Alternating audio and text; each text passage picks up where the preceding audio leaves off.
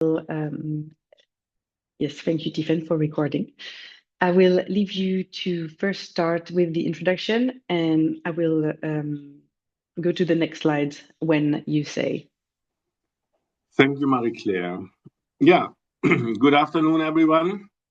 I'm happy to introduce you to the work of Biodiversa Plus, the European Biodiversity Partnership that is dedicated to driving biodiversity research and innovation. Biodiversa Plus brings together scientists, policymakers, and research projects to tackle global changes in nature conservation through collaboration and cutting-edge science. So let me start by explaining what Biodiversa Plus is. At its core, Biodiversa Plus serves as a collaboration hub that connects researchers from across Europe and beyond. Partners and researchers from the Middle East, Africa, and South America have expanded and enriched the Biodiversa Plus network in recent years. The network supports a diverse range of projects that generate critical knowledge and scientific data on biodiversity and ecosystem services. This robust scientific base not only advances our understanding of nature, but also provides essential inputs to policymakers tasked with protecting our natural foundations of human life on Earth. On this slide, you see the five main objectives of Biodiversa Plus. I will focus here on Objective 5, to strengthen the relevance and impact of pan-European research on biodiversity in a global context. One of the key partnerships that Biodiversa Plus has forged is with IPBES, the Intergovernmental Science Policy Platform on Biodiversity and Ecosystem Services. Next slide, please. This collaboration is multifaceted and bidirectional. You see here the respective website from the Biodiversa Plus website. Next slide, please. Firstly, Biodiversa Plus projects directly feed into IPBES assessments, one direction. The research findings from Biodiversa Plus projects ensure that IPBES assessments are informed by the latest and most comprehensive scientific evidence available.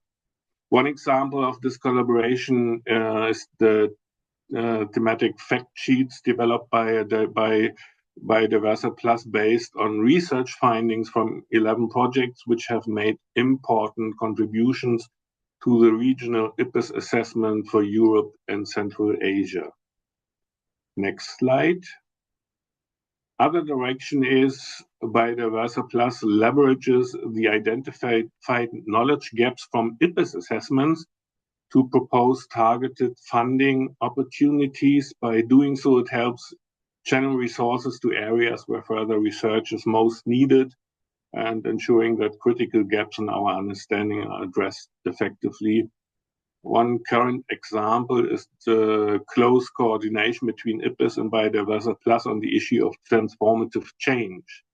In December 2024, IPBES 11 adopted in Windhoek, Namibia, its transformative change assessment, and Biodiversa Plus itself is currently evaluating proposals for its BioDiv Transform research call, which was launched in September 2024, and that should address knowledge gaps identified in the IPBES assessment. In addition to these contributions, Biodiversa Plus actively encourages and supports the participation of European experts and national focal points, including those from Central Asia, in IPBES activities. This effort not only enriches the global dialogue with diverse perspectives, but also reinforces the critical link between regional research initiatives and international policymaking processes. Next slide, please. So why is it important for European experts to get involved in international platforms like IPBES? First, International collaboration fosters the exchange of best practices and innovative methodologies, leading to more comprehensive assessments of biodiversity and ecosystem services. It also enables European scientists to contribute to and shape global policies, ensuring that the high-quality research emerging from our region informs decisions that affect biodiversity worldwide. And furthermore, engaging on such platforms creates valuable networking opportunities and partnerships, which are essential for advancing our collective efforts against biodiversity loss. In summary, Biodiversa Plus is not just a network. It is a catalyst for scientific progress and policy innovation. By contributing vital research to IPBES assessments, addressing knowledge gaps through targeted funding, and promoting active participation of European experts like you in global discussions, Biodiversa Plus plays a pivotal role in shaping effective biodiversity conservation strategies. I would like to encourage you all to get involved in the work of IPBES. Your expertise in regional and global analysis of terrestrial, freshwater, coastal, and marine ecosystems is invaluable in ensuring that our collective efforts lead to a sustainable and biodiverse future for our planet. Thank you for your attention, and with this, I hand back to Marie-Claire. Thank you, Rainer. That was pretty inspirational. Thank you very much. So next, what is IPBES and what is an IPBES assessment? So IPBES is the Intergovernmental Science Policy Platform on Biodiversity and Ecosystem Services. It was established more than 10 years ago and has now 147 governments as members and more than 600 organizations as observers, such as CITES, IPCC, universities, environmental association, etc. Its main goal is to strengthen knowledge foundations for better policy through science. To do that, it works around different functions. The first one is to assess the state of knowledge on biodiversity and nature's contributions to people in support of sustainable development. So first, assessing knowledge. The second one is to build capacities for individual and institution.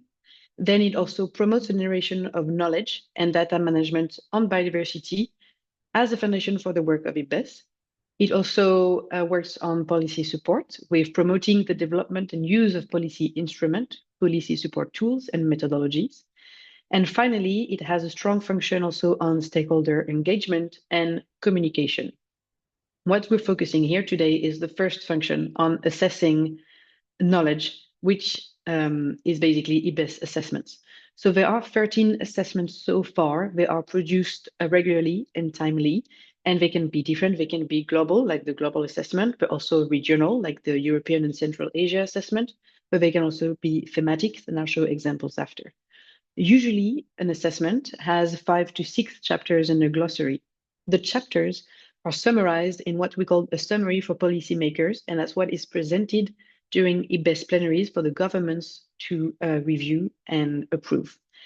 There are between 50 to 150 experts as authors who write the report, and they are from different expertise and from all over the world. An assessment usually is between 3 to 4 years. As an expert, you would have an author meeting every year. So it's usually abroad and lasts for a week. And you have regular online meetings, like as part of an international project. The good point about IPBES is actually it has a very transparent process. So the chapters and summary for policymakers go through external reviews open to all to comment. So having a little look at the assessments so far, it started in 2016 with the pollination assessment, then scenarios and models. Then there were 4 regional assessments, land degradation and restoration, and in 2019, the first global assessment that built on the regional assessments that were approved the year before. After that, a couple of thematic assessments. the values assessment, sustainable use of wild species, invasive alien species, and more recently, transformative change and nexus assessments. There were also 2 workshop reports, one on biodiversity and pandemics, and one on biodiversity and climate change, in collaboration with IPCC, and those were out in 2021. So this is a diagram showing how an IPBES assessment is produced. So we are now here where we nominate, IPBES selects experts, and where you apply to be an expert. Before that, the assessment was requested by governments. And so that's why IPBES said, okay, we're going to do the second global assessment. How are we going to do it? They're going to recruit experts to write a first scoping report, which is basically the frame of the second global assessment. And this was approved in December at last plenary. Now there's experts applying. And after that, authors of the assessment rewrite together the chapters of the assessments. The chapters of the assessments will go through a first external review where everyone can comment on them. Based on those comments, the chapters will be updated, and the coordinators of the chapters will start writing the summary of the whole assessment that will be the one approved in plenary. So that's a summary for policymakers. At this stage, there are a lot of back and forth. So the chapters are feeding the summary for policymaker. The summary for policymaker is adjusted based on the chapters being changed with the comments from the external review. It's quite a sport. And all of this goes again to an external review, mostly addressed to governments and relevant stakeholders. Everything is then finalized and goes to plenary at the end, where the summary for policymakers is approved by the governments line by line, and then the chapters accepted. In the case of the second global assessment, this is what it would look like. We are here. So these slides will be made available on Biodiversa Plus website, so you can review them to make sure you have the timeline with you to look at.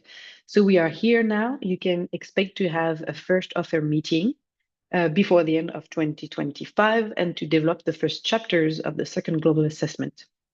And then you'll have, like I said, review, author meeting, summary for policymakers, review again, up, until approval in plenary, most likely end of 2028, maybe even beginning of 2029, depending also on the international agenda.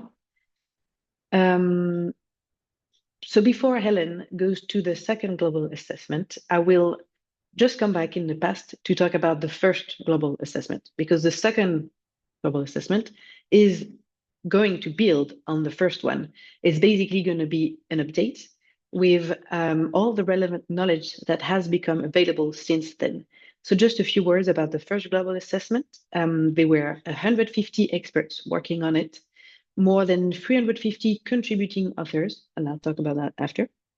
More than 15,000 scientific publications were analyzed, as well as a substantive body of indigenous and local knowledge. It introduced the concept of nature's contribution to people. It identifies knowledge gaps. It identifies, you certainly heard about it, the 5 drivers of biodiversity loss: invasive alien species, climate change, pollution, latency change, and exploitation. And it came with that big, impactful sentence with the 1 million threatened species that had inspired action across the world.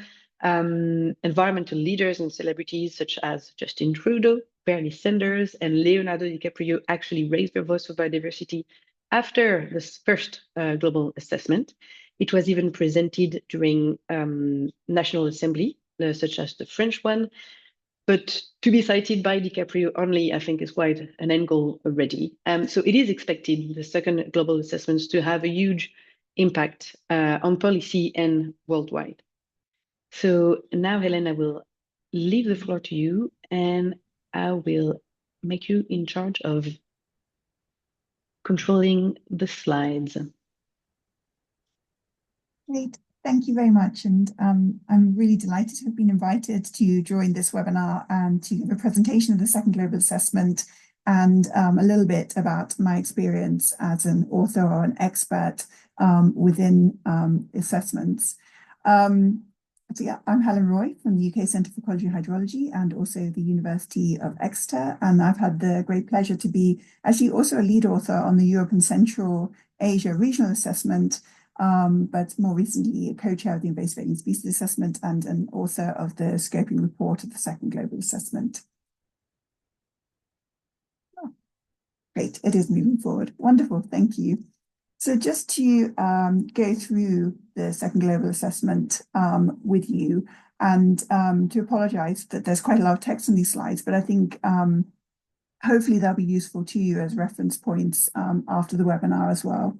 So the overall objective is to assess relevant knowledge which has become available since the first global assessment and to assess progress towards achieving the societal goals of sustainability and living in harmony with nature. And then there are some very specific objectives supporting governments and others in implementing the objectives of relevant environmental agreements and specifically the 2030 Agenda for Sustainable Development and the Sustainable Development Goals.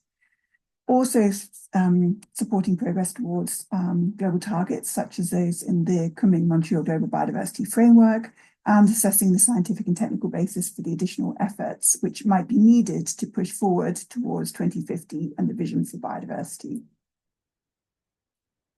So also when thinking about the scope and the rationale, then I think it's some really important aspects because this, of course, is the second global assessment. And so it is very much to build on the other assessments that have happened since the second global assessment, since the first global assessment, but also bringing in the evidence from the previous assessments. So reviewing new evidence on status and trends of the loss of biodiversity.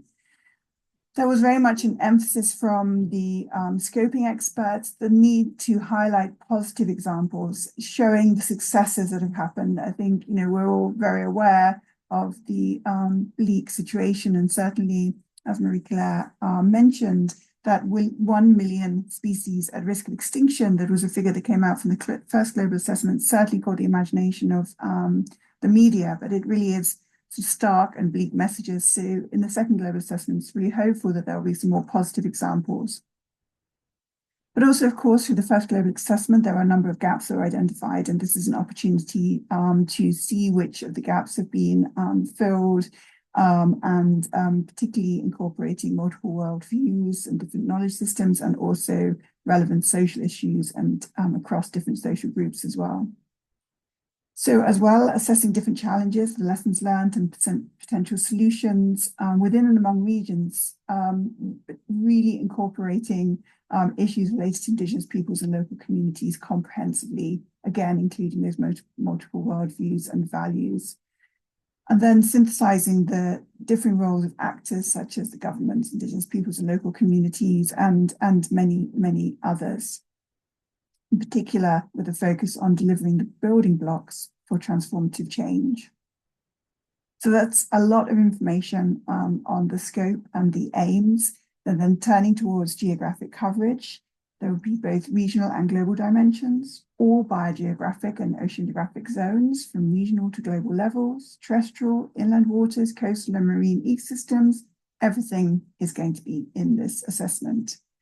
And then thinking about the scope of temporal coverage, the period from 2011 to 2020 will be prioritized for the referencing period, specifically in relation to the Global Biodiversity Framework, but also considering trends up to 2025 and looking back over 50 years where information is available.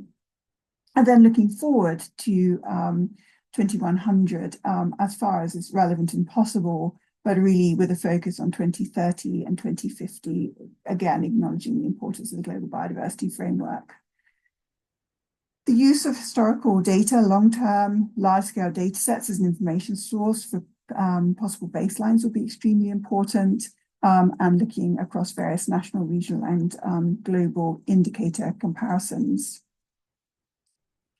In terms of the methodological approach, and Claire has outlined this really very well through the opening slide. So like all assessments, it will have a summary for policymakers, and then 5 chapters in this case.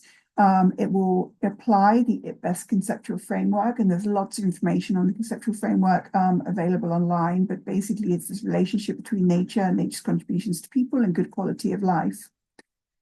drawing on scientific literature, Indigenous and local knowledge, and grey literature, so huge, diverse range of information and data sources, and focusing on the new evidence that's emerged since that first global assessment, but also building on the other IPBES assessments. And I think it's really important, particularly within this webinar, to note that the team will be interdisciplinary and transdisciplinary. And so really there's a call to experts across all disciplines, natural sciences and the social sciences, in order to be able to deliver this assessment. And that diverse range of backgrounds, disciplines and knowledge systems, including Indigenous local knowledge, and also regional and gender balance will be extremely important in the formation of the team for this assessment. And as is important for all IPBES assessments, systematically identifying and prioritizing key knowledge gaps in relevant knowledge and data is extremely important. So these are the 5 chapters that are outlined in the scoping report. Setting the scene is chapter 1. Chapter 2, different knowledge systems and the role of Indigenous peoples and local communities. And that's a big change from the first global assessment in terms of having that chapter specifically focusing there on Indigenous peoples and local communities and different knowledge systems. Chapter 3, status and trends. Chapter 4, future pathways. And chapter 5, options for action. And just to remember all of those other things that I said around sort of positivity and interdisciplinary approaches, etc., are going to be important in all of those chapters. So in terms of the setting the scene, and I won't go through all of these texts in a lot of detail because you can take a look at them afterwards, and I'm sure you'll be wanting to ask lots of questions as well.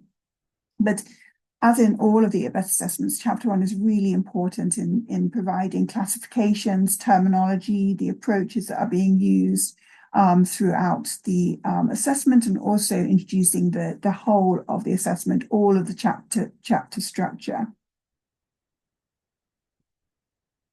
Then chapter 2, as I've mentioned, this is quite different from the first global assessment, focusing on different knowledge systems and the role of Indigenous peoples and local communities.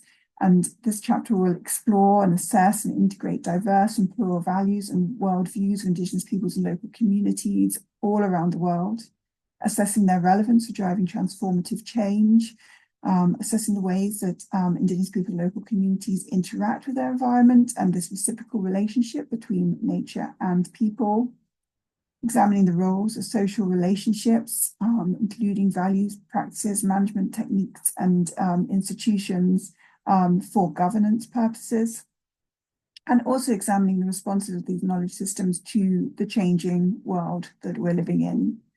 And this chapter will really inform other chapters on how to weave together these diverse worldviews, including Indigenous and local knowledge systems. So because there is this chapter, it doesn't mean that there won't be the inclusion of these knowledge systems and the role of Indigenous peoples and local communities in other chapters. This is really to provide the background for that.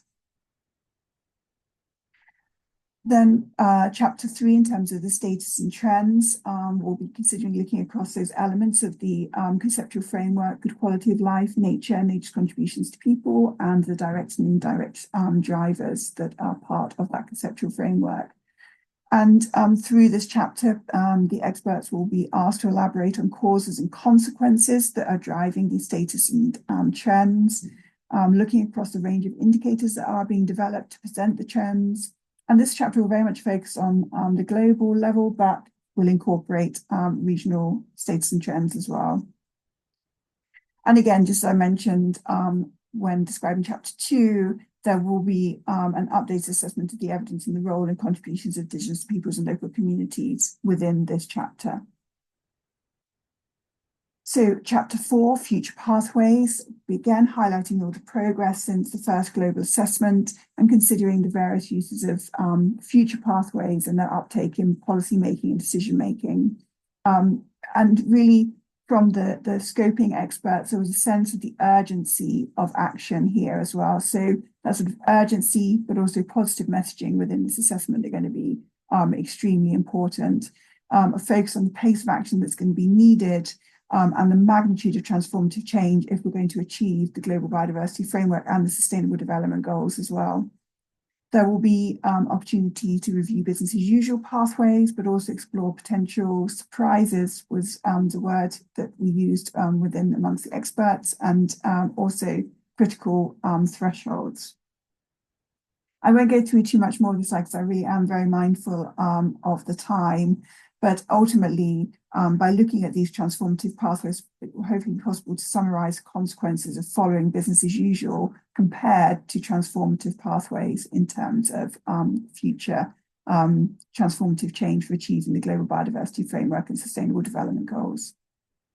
Then chapter 5 is the options for action, and will be broad, considering action by many, many different stakeholders at many different levels, and focusing up to 2050, and considering the implications of multilateral environmental agreements, for instance, but also processes for Indigenous peoples and local communities and their territorial and resource rights as appropriate.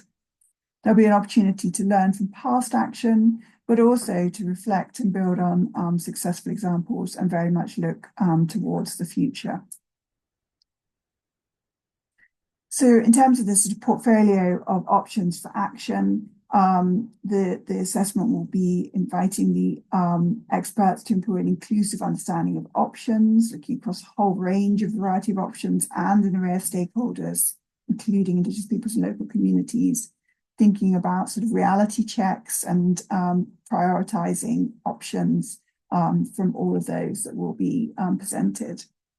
There was also seemed to be a need to be thinking about finances and thinking about the challenges faced by different countries and what might be the effectiveness of different financial instruments. Again, using case studies throughout this chapter for these options, and ultimately compiling relevant data on costs and investments needed to support the implementation of conservation, restoration, and sustainable use interventions.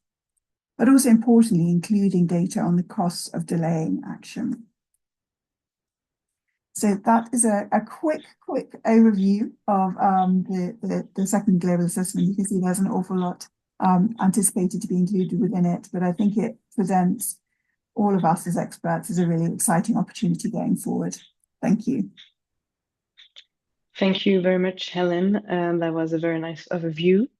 And so please, if you have any questions on the second global assessment for Helen, keep them for the end of the session. I will now just describe how you apply to be an expert. So first, are you made to be an expert in the second global assessment? This global assessment is for you if you'd like to work in interdisciplinary team. You are available to participate until the end of 2028. So 3 meetings abroad plus regular meetings online. You are looking for an incredible experience, professional and personal. You are aware that you need to dedicate some time for this assessment for this next year. You can conduct regional and global analyses in terrestrial, inland water, coastal or marine ecosystems for all of this. You have experience relevant in natural science, social science, or humanities. IPBES in particular is looking for experts with interdisciplinary background. Any background in economy, policies, communication, education, modeling are very welcome. And like it was pointed out with chapter 2, IPBES is also looking for experts on Indigenous and local knowledge, but also policy experts and practitioners. So why would you actually want to be an IPBES expert? And maybe Helen, then after I can also say why it was great to be an expert. But so networking opportunities, long-lasting collaborations, new partnerships from this collaboration, leading to possibly high-impact publication, a unique experience working in a transdisciplinary team, being engaged as a science policy interface, and being part of something which has a huge policy impact. And this is a few testimonies. So learning, network, career, sense-making, some big words. And maybe before I continue, maybe Helen, you can jump in now to maybe let everyone know what was your experience as a lead author and co-chair and scoping expert. Yeah, thank you very much. Well, that's so much I could say about that, and it would all be positive. I really enjoyed the opportunity of working within and within interdisciplinary and transdisciplinary teams of experts. I learned so much through the process, but I also found it incredibly rewarding to synthesize information and know that it was going to be used in a very impactful way going forward. You get to meet people that perhaps you wouldn't otherwise meet because it's clearly a truly global teams of people. And in terms of the workload, and this is specified for different experts in terms of the portion of time you can anticipate giving, I think a really important aspect there, because I think sometimes that can seem very overwhelming for some people. But actually, you know, the process that you go through is so well guided by IPBES.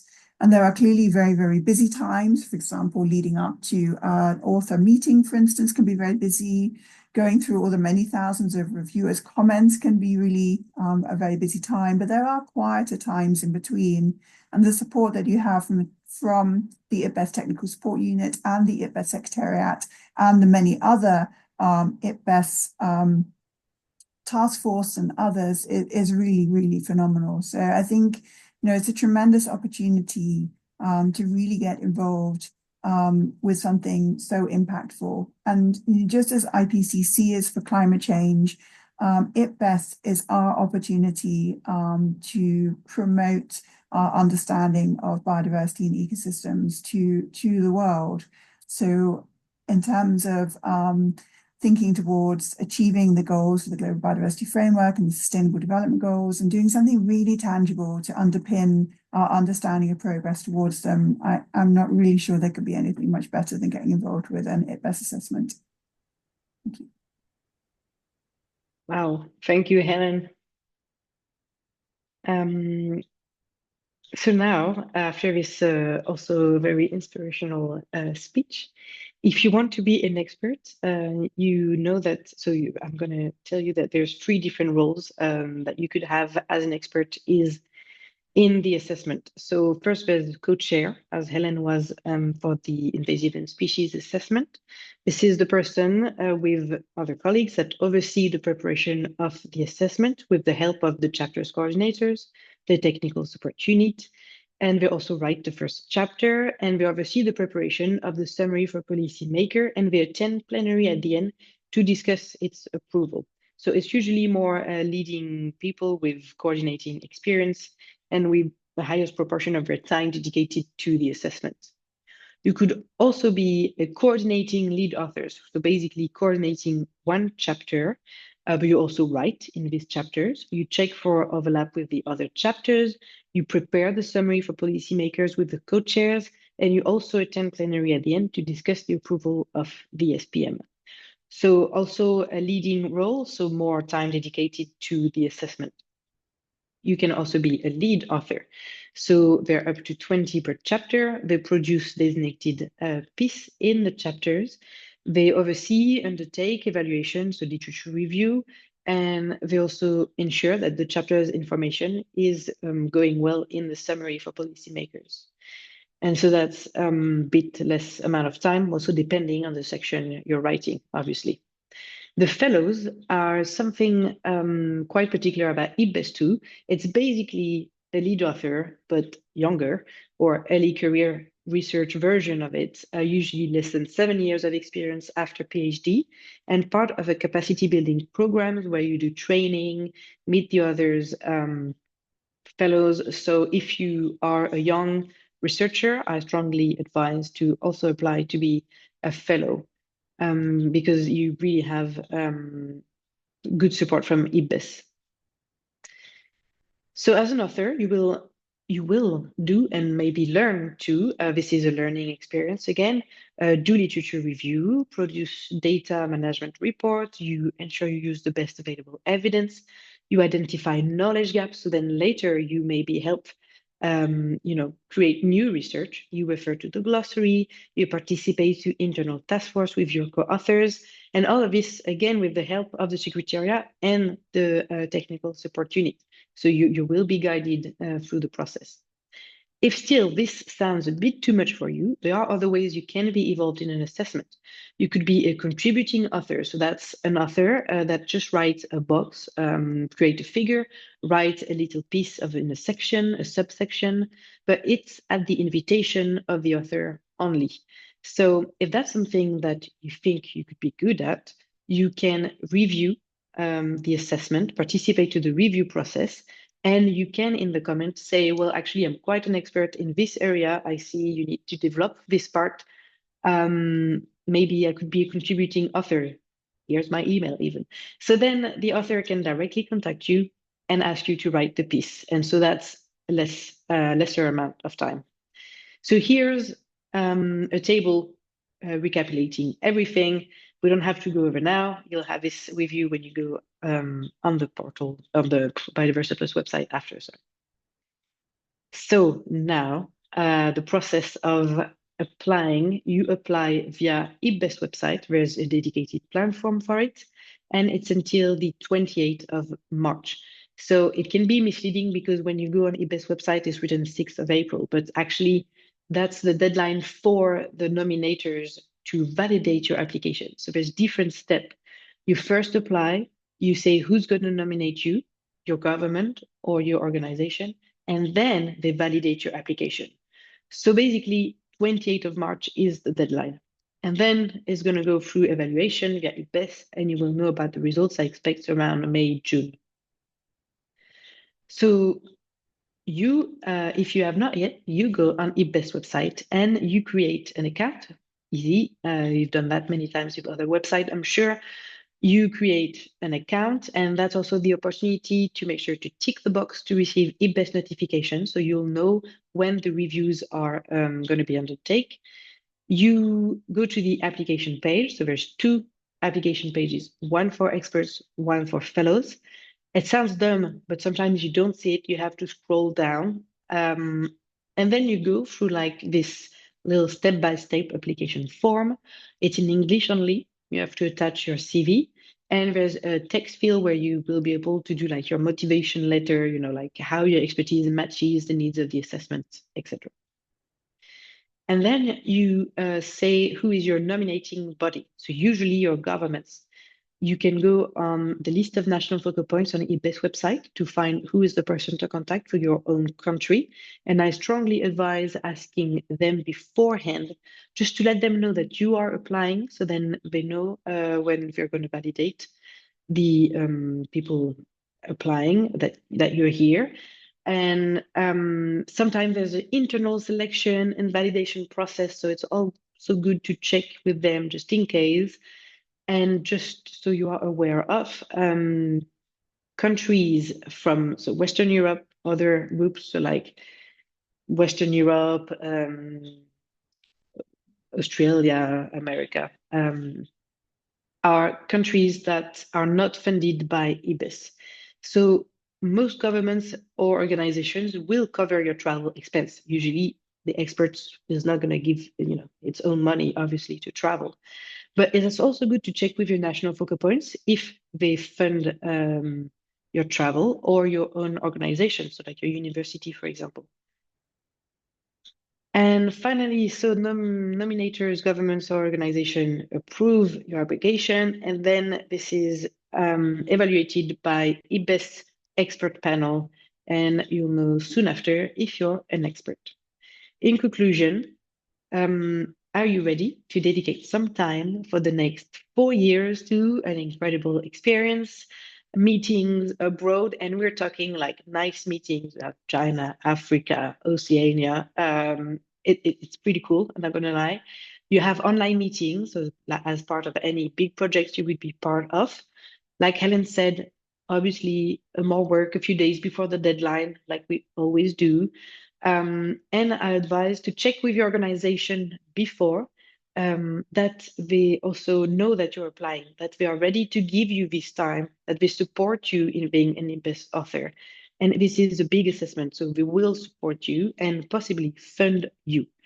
And again, huge life experience, career opportunities, collaboration, go for it. So now we're going to go for questions. Please raise your hand. you can also put questions in the chat. So if you raise your hand, then we'll just say, we'll go in the order and we'll just call you to ask your questions. Or if you write questions in the chat, we may just answer them on the spot.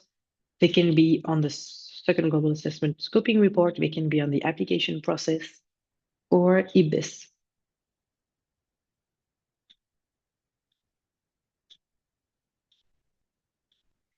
So please, Garima. Hi, Mary. Thanks for a very informative session.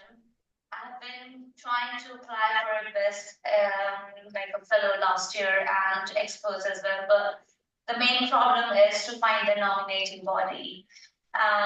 So right now, I'm not working. I mean, I finished my postdoc contract last year in November, and I'm working on my own fellowship applications right now. So this is the right time for me to get involved with IPBES, as I do not have any formal commitments with other projects. The problem right now for me is to find the nominating body. I mean, I'm in India right now, but I might go back to the UK anytime soon. But since I'm not associated with anybody, so any organization, that's not possible for me. And I've been trying to contact the Indian National Focal Point, and I'm not getting any reply. And it has been a problem with many Indian fellows in the past. I've spoken to some people and they have raised the same issue. So that's the main question, like how can I find a nominating body? Who can be my nominating body in that case? Thank you. Thank you very much, Garima, for your questions. First, if it is the case for many Indian experts, that's really too bad. And I wonder if it's possible to check with IPBES Secretariat. Also, if they have another contact in India that maybe not on the website, but they would know about, because you wouldn't want Indian nationalities experts to still be applying. The nominating body can be the governments from your nationality, but also where you're working. So it can be the UK if you're working there at the moment. It can also be an organization. It can be a university, for example, an association.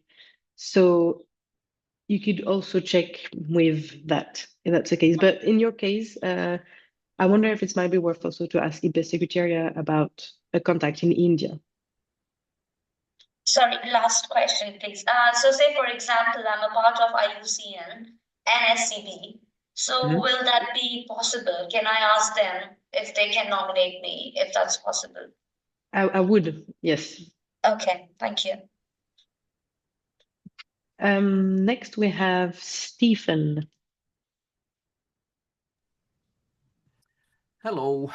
I contributed to the previous regional assessments for Europe and Central Asia, and at that time, the contribution I made was for urban habitats and regions, and we had a big challenge there, really, that it was, of course, really easy to find data and information and all kind of literature from Europe. But even though we had one or two co-authors from Central Asia, it was very difficult to find very much material to develop into a report. So I wonder if you have any ideas for or any strategy for getting more people from such underrepresented regions involved, so that we won't have like gaps that we cover up, that we will try to get good information. Thank you, Stephen. This is a very good point, and maybe Helen can also say something about that after. So actually, this is a work that Biodiversa Plus is also undertaking to raise awareness in Eastern Europe and Central Asia to make sure that more people have opportunities to apply. The expert panel nominating the authors is really careful about where the experts come from, so that all regions are represented. And this is also where the contributing authors are useful. If you're an author, you make sure to also find specific people from these regions that then after they can also be involved in the assessment, even if they are not main experts. But maybe Helen, you can say like, how was your experience as an author for that? This is where there's the advantage of having a truly global team in terms of that sort of reach to others around the world. But even with that, of course, then we documented gaps in our data for the invasive alien species assessment within the tables at the end of the summary for policymakers. So I think it's about using the networks that are available and reaching out, and then using some of the big global repositories, for instance, like the Global Biodiversity Information Facility. And for sure, those resources have grown a lot since we were involved in the Europe and Central Asia assessments. So I think we are in a better position in terms of that data availability and also information availability. But I know also that there will be gaps, I'm sure, as well. Okay, thanks. Thank you. Next, we have Carolina. Hello, everyone. Good afternoon or good morning. Thanks for presenters and giving us the opportunity to learn how the process works and for us to apply for being a contributor. My question is related to the contributing authors. I see that you say that that would work by invitation of the lead author, right? And then we could put our names forward, so to speak, directly in the review process. Can you elaborate a bit more? So I've been a contributor also to the Global Ocean Assessment, and they do a pool of experts. So you just put your expertise there, and then even the authors can have a look at and see if they need someone. And I don't think I haven't heard this is the case for the IPBES assessment. So is there anything that you can we'll look at online, see who is the author, and then reach out? So can you help me a bit to see how that would work? And yeah, thanks. Yep, of course. So first, know that Biodiversa Plus will do also a webinar when the global assessments will go under review to explain how to review. So we'll also do that. So you will have the opportunity to freshen your mind about that later. IPBES will also do, I think, might do also a webinar to, but more global, to teach how to do the review. So the review of IPBES assessments is done via the online platform.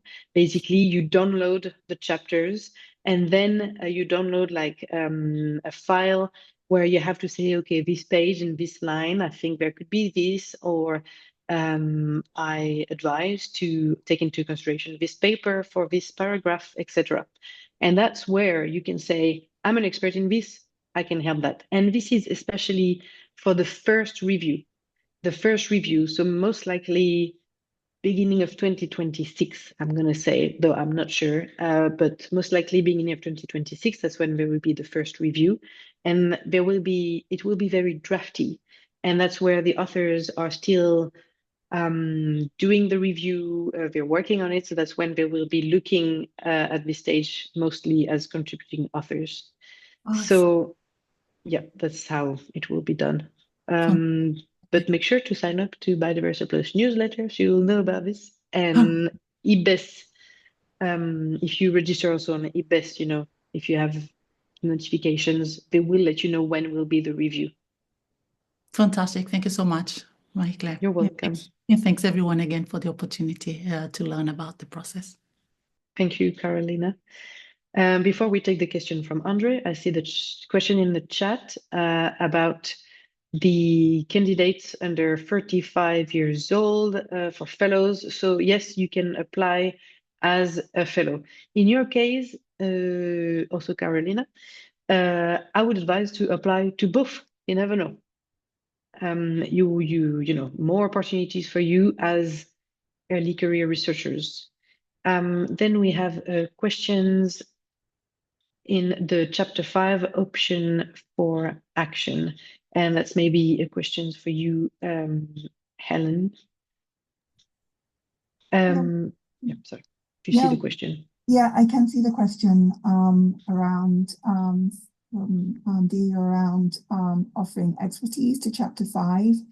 I think in terms of if you're applying to be an expert within this assessment, you might want to flag that in your application to IPBES. But what actually happens in terms of the sort of sorting of experts into the various chapters, generally people haven't suggested that they would be in one chapter or another, but generally their sort of profile is used to put them into an appropriate chapter, sometimes to fill a gap in a chapter, for instance. But of course, you can put in your application that that's where your interests lie. But then also, I would say, just to follow on around these sort of the commenting through the review process is really, really important, and it really does shape the assessment. And that, as Marie-Claire has already mentioned, can be a way that you can volunteer to be a contributing author. And that could be also the way that you can volunteer to contribute to chapter 5. And it might also be that an expert goes into one chapter and is working, say, in chapter 2, but they also have some expertise to offer in another chapter. They can be a contributing author in another chapter, even when they're a lead author in their own chapter, if that makes some sense, or whatever expert they are within another chapter. Indeed. Thank you, Helen. A lot of cross-chapters organizations too, and exchange. Finally, your questions about Turkey nomination. So Biodiversa Plus does not offer funding for authors and coordinators to participate to IPBES assessments.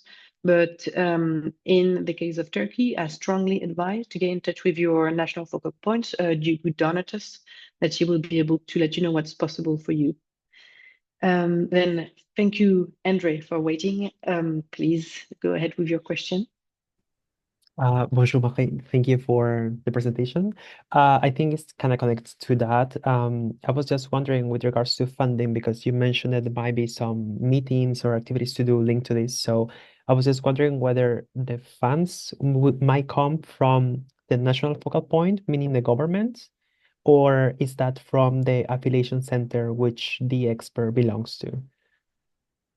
It depends of the country. Unfortunately, I do not have a specific answer for that. I advise to ask your national focal points, because sometimes the national focal points can write a letter also for your organization saying how important it is that you receive their funding, because it's also beneficial for your organization, right? They're going to be cited under your name in the assessment.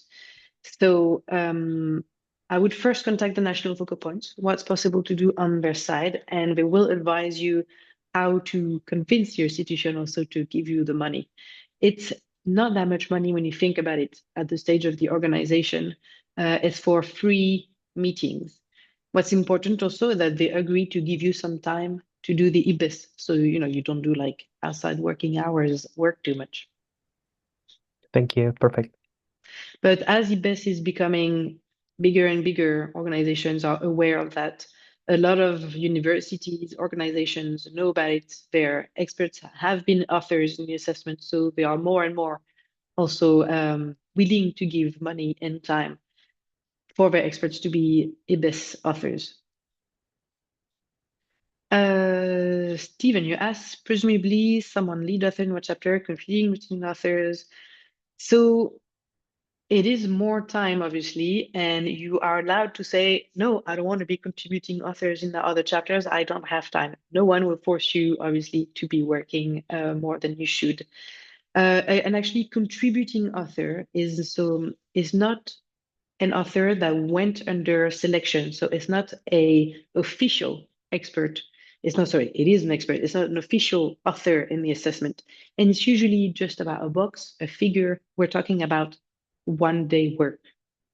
Whereas a lead author in a chapter, you're talking about meetings online, email exchange, a monthly basis, feedback with your co-authors, meeting them in international meeting, etc. Contributing author is very punctual.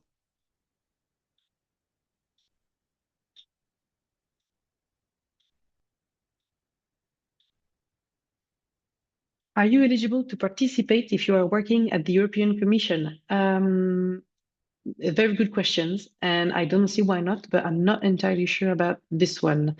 People at the European Commission, some people at the European Commission are national focal points directly with IPBES. So the European Union has a voice in itself on top of the countries.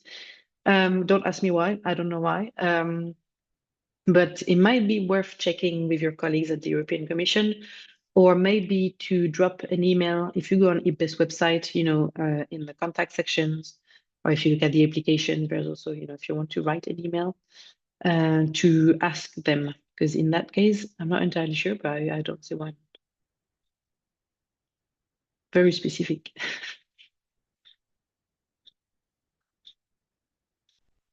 Any more question regarding scoping report or application process?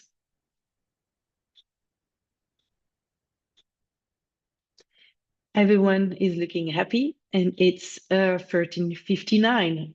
Wonderful. So we will not keep you longer. The slides and the recording will be made available online. So thank you so much for joining today, and please keep your eyes open for Biodiversa Plus also webinars on how to review the second global assessments if that's something you would like to do in the future. Okay, thanks very much. Thank you. Yeah, Thanks a thank lot. you. Nice to see everyone. Thank you. Bye. Bye-bye. Thank you. Thank you.